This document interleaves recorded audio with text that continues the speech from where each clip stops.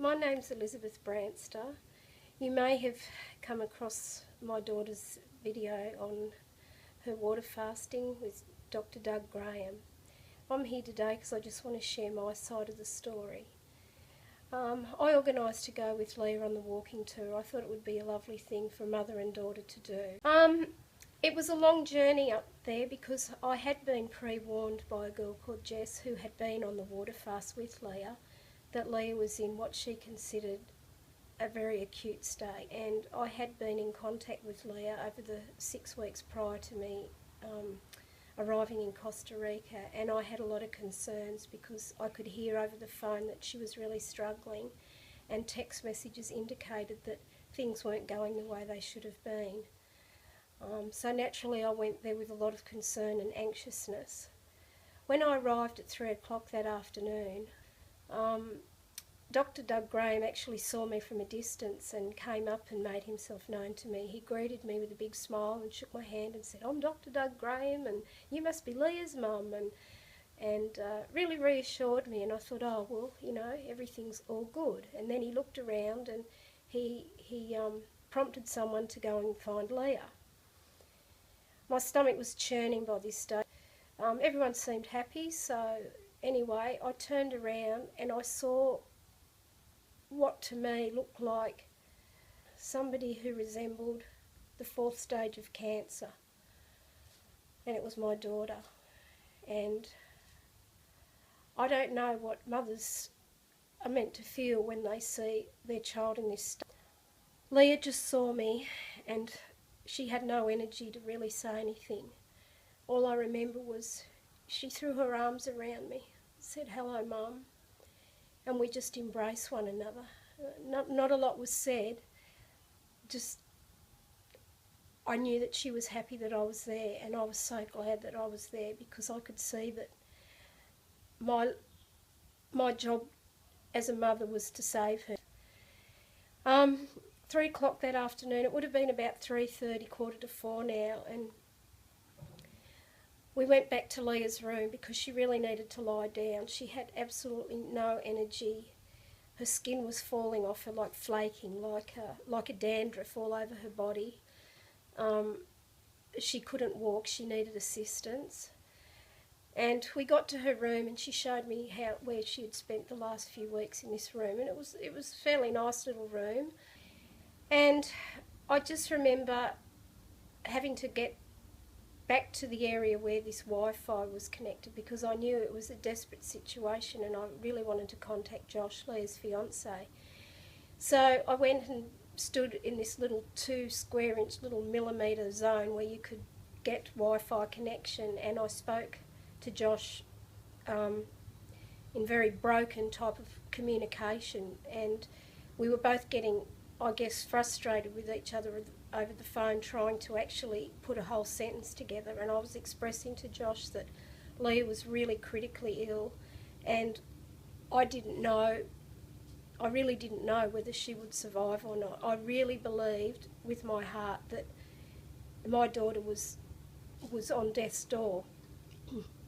And Josh, unbeknownst to me, had advice from some friends to what to do when this situation arises, that you contact your insurance company, which Josh did, and they gave him the go-ahead as to how to go about getting Leah out of there. And I went back to the room and Leah was getting worse. She was vomiting and had diarrhoea and was in a lot of pain, and I felt absolutely helpless. And I knew that we had to get out of there, and I went back to the meeting hall where everybody was to talk to Doug about Leah's condition.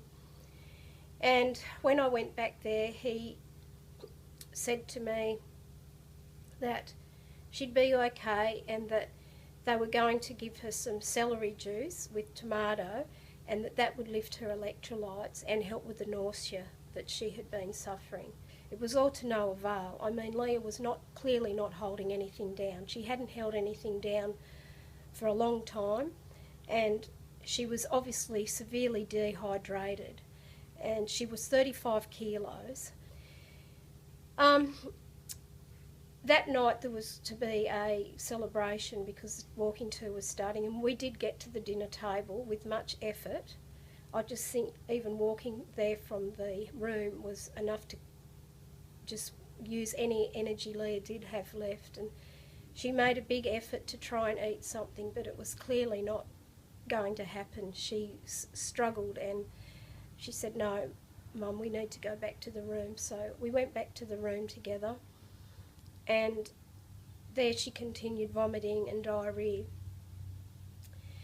I was feeling absolutely sick in the stomach because I knew how far we were from any civilization. I mean, I'd already made the trek there by the taxi, and it was very remote. So I went, it got to about 11 at night, and I was getting frantic. I thought, no, I've got to speak to Doug. This is serious. So I went and knocked on his door, and Grant, who works for Food and Sport along with Doug, answered the door. He seemed a bit put off by me being there. He said, well, you know, Doug's tired and he's resting and he's asleep. And I said, well, you know, this is an emergency. So he opened the door tentatively, let me in. Doug was in his bed. He sat up and said, oh, you know, am I okay? And I said, well, yeah, but Leah is very critically ill. I said, we need to do something. She needs urgent medical attention. Oh, no, she's all right. You're just a mother. You're overreacting. You know, you're a mother and you're a nurse, and that's a lethal combination. No, look, Leah will be all right. When I was in the room talking with Doug about Leah's condition, I asked him what her bloods were on her entering the retreat. And he said to me, quote unquote, we don't do bloods. And I said, well, how did you know what condition Leah was in to even start the fast? And he just looked at me and said, it's the blind leading the blind. I found that most unprofessional, but I had to just trust his better judgment. Doug also said to me that Leah hadn't given him enough information, and so he really didn't know what he was working with. And that's when he made the comment, this is the blind leading the blind.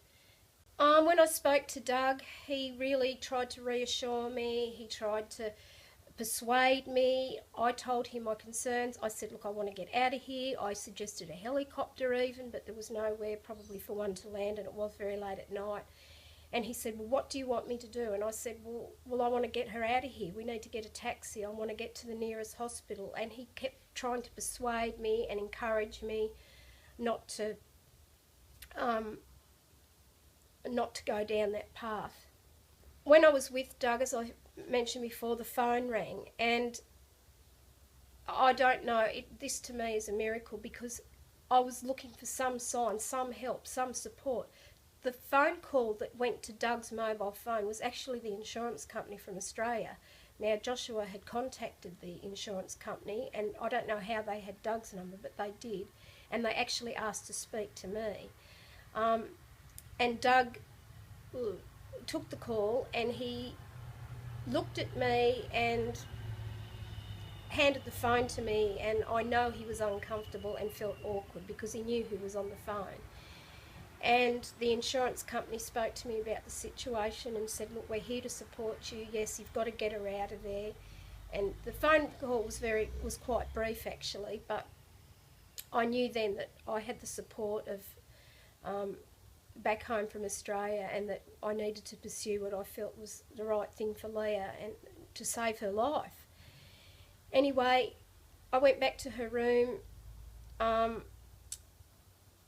Prior to me going back to her room, I was talking to Grant, and I thought Doug had gone to the toilet, but he hadn't gone to the toilet at all. He'd slipped out the back door and he'd actually gone to Leah's room.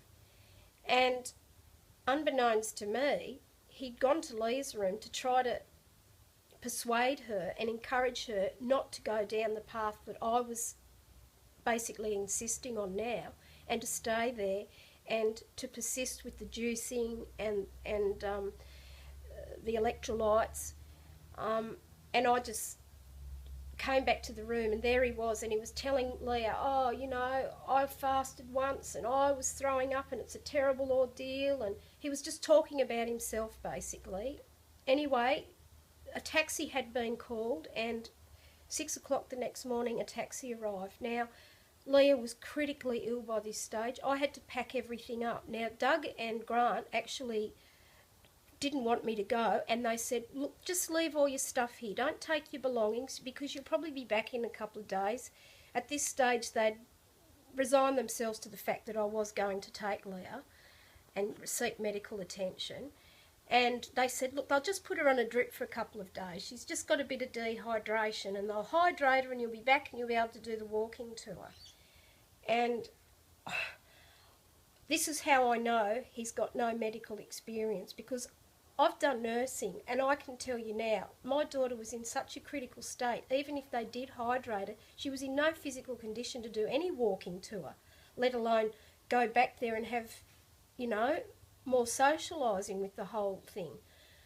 So, 6 o'clock in the morning, a taxi arrived. I found it quite extraordinary that Grant and Doug actually packed us a picnic lunch, knowing full well that Leah couldn't stomach anything, and we had bananas and all sorts of things there. Put all that in the car and made the journey to Seymour Hospital, which was a 5-hour taxi drive. It was probably the longest 5 hours of Leah's life. She never drank a thing all the whole way, and she was throwing up, and it was... I didn't know whether she was going to die in the taxi. I just did not know. All I could do was keep praying to God to just get us to the hospital, just get us to the hospital. And finally we arrived at the Seymour Hospital. The taxi driver knew that something was critically wrong, and he just jumped out of the cab, ran and got a wheelchair. We got Leah into a wheelchair. He brought all our baggage into the emergency and just left it there, and then he went. The emergency was absolutely full of people, and my heart sank. I thought, if we have to wait for all these people to be seen, there's no way Leah's going to survive this day. Anyway, there was a gentleman at the reception desk, and he quickly called me over. He ushered me over, and he looked at me, and he knew something was really, really serious. So quickly, I showed him my passports, filled out the documentation, gave him my credit card. And this all happened within a few minutes. They were acting quick. They knew that something needed to be done urgently. And as soon as that had taken place, the emergency doors were open and Leah was ushered in really, really quickly. They got Leah on a bed, and there was at least, to my recollection, 4 nurses trying to get a vein from her feet, her arms, anywhere in her body. They were actually frantic themselves, looking for a vein. And it took them a long time to find a vein. And there was one nurse that persisted. They were all male nurses too, I remember that. And finally this one nurse got a vein in Leah's left arm. And I wept. I just wept with relief. I said, oh, I'm so thankful to you. You've got a vein in Leah's arm. And I just said, oh, I'm forever grateful. I said, what is your name? And I remember him just holding me saying, my name is Gabriel. And I just sighed relief. Anyway, a doctor came up to me and asked me some questions. Had she fasted? Had she this? Had she that? Well, I didn't want to say what she'd actually done, because Grant and Doug had told me in the room not to say anything, not to implicate them in any way. So I was protecting them at this stage, and I didn't mention their names. I said nothing. I just said that she was sick. And he sort of looked at me like, well, she had to get sick somehow to be in this state. And he really didn't know what to do. So he went and got another doctor who is his obviously higher up than him, by the name of Dr. Caffarello. Dr. Caffarello came and got me, and he said, look, he took me aside. He said, Liz, he said, Leah is critically ill. He said, I don't know if we can save her. He said, she is so dehydrated, the worst case of dehydration that I've ever seen. He said, the problem is if we rehydrate her too quickly, she can get cerebral edema on the brain and she'll slip into a coma and die. Well, you can imagine I was in a complete panic then, because I was thinking, you know, they'll rehydrate her and it'll all be good. When Dr. Caffarello was telling me how critical Leah was, she said she was completely toxic. Her blood was toxic. This was due to the water that she'd consumed. Obviously the bacteria still had got in somehow, and these are all factors that contributed to Leah becoming so critically ill. And these are things that Doug completely overlooked, completely ignored, that she could have got this bug called Aromonas, which is actually a bacterial infection found in fish over there, and it was like it was just put under the carpet. This stage Leah's in intensive care for 3 days, and in that time I was only able to see her for 10 minutes every 4 hours. In that 3 days she was still very critically ill and fighting for her life. Once Leah was taken out of ICU and put on the ward, it became noticeable to them after a couple of days that she wasn't really picking up, and after doing more blood tests they said she needed a blood transfusion. They told me that they didn't have blood supplies there in the hospital, as it's a third world country, and I offered my blood.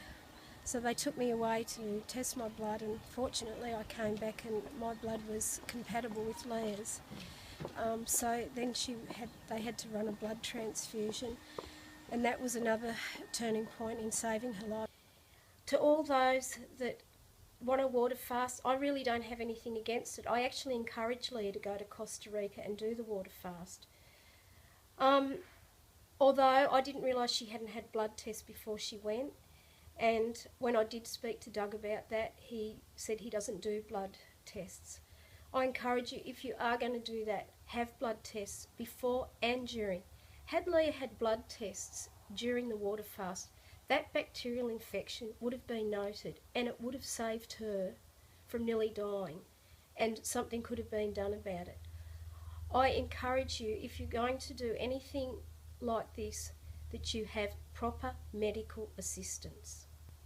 To save anybody going through this, I would hate another person's child or parents to have to go through what Leah and I have just endured.